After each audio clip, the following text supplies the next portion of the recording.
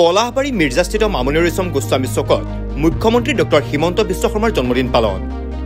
আজি দিনজোৰা কাৰ্যসূচীৰে দক্ষিণ কামৰূপ ক্ৰিকেট ক্লাবৰ লগতে দক্ষিণ কামৰূপবাসী ৰাইজৰ সহযোগত পলাশবাৰী মিৰ্জাস্থিত মামণি ৰয়ছম গোস্বামী চকত অসমৰ মুখ্যমন্ত্ৰী ডক্টৰ হিমন্ত বিশ্ব শৰ্মাৰ জন্মদিন পালন কৰা হয়।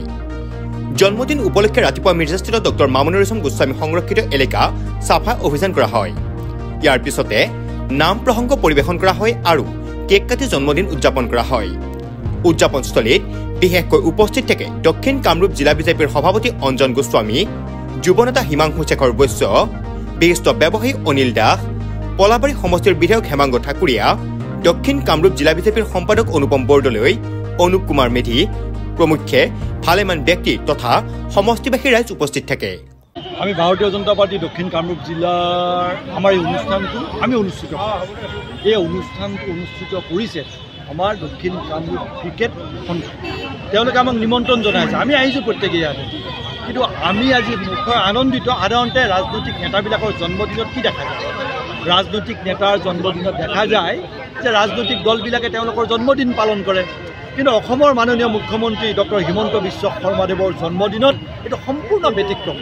আমি ভাৰতীয় জনতা পাৰ্টি দলে নহয়, ৰাইজৰ যিবিলাক অনুষ্ঠান, ৰাজহুৱা অনুষ্ঠানবিলাকে আজি জন্মদিনৰ আজি ইয়াতে উদযাপন কৰিছে, আমাক নিমন্ত্ৰণ কৰিছে, আমি ইয়াতে সহযোগ কৰিছোঁ। সেইকাৰণে আজি আমি সঁচাকৈ আনন্দিত। আমি ভগৱানৰ ওচৰত প্ৰাৰ্থনা জনাইছোঁ অসমৰ মাননীয় মুখ্যমন্ত্ৰী যাতে সুস্থ শৰীৰে থাকি অসমখনক আগবঢ়াই নিব পাৰে, অসমখনক ভাৰতবৰ্ষৰ ভিতৰত শ্ৰেষ্ঠ 5খন ৰাজ্য হিচাপে প্ৰতিপন্ন কৰিব পাৰে। তাৰ কাৰণে আজি অসমৰ জনপ্ৰিয় যশস্বী ডাইনামিক মুখ্যমন্ত্ৰী ডক্টৰ হিমন্ত বিশ্ব শৰ্মাদেৱৰ উপজাদিন।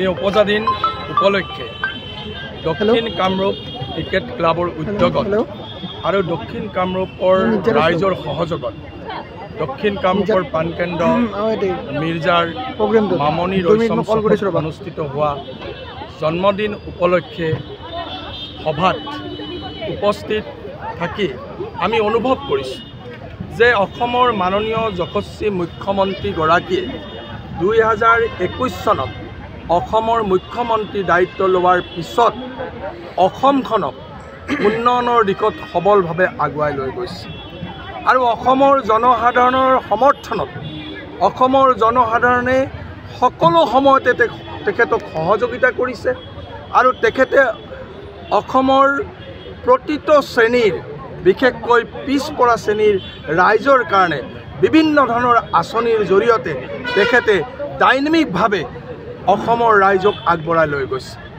ইয়াৰ উপৰিও তেখেতে ৰাষ্ট্ৰীয় পৰ্যায়ত অসমৰ নাম সুন্দৰভাৱে জিলিকাই উঠাইছে। অসমৰ উন্নয়নৰ কিছুমান ব্যতিক্ৰমী উন্নতি তেখেতে ধাৰা বোৱাই দিছে।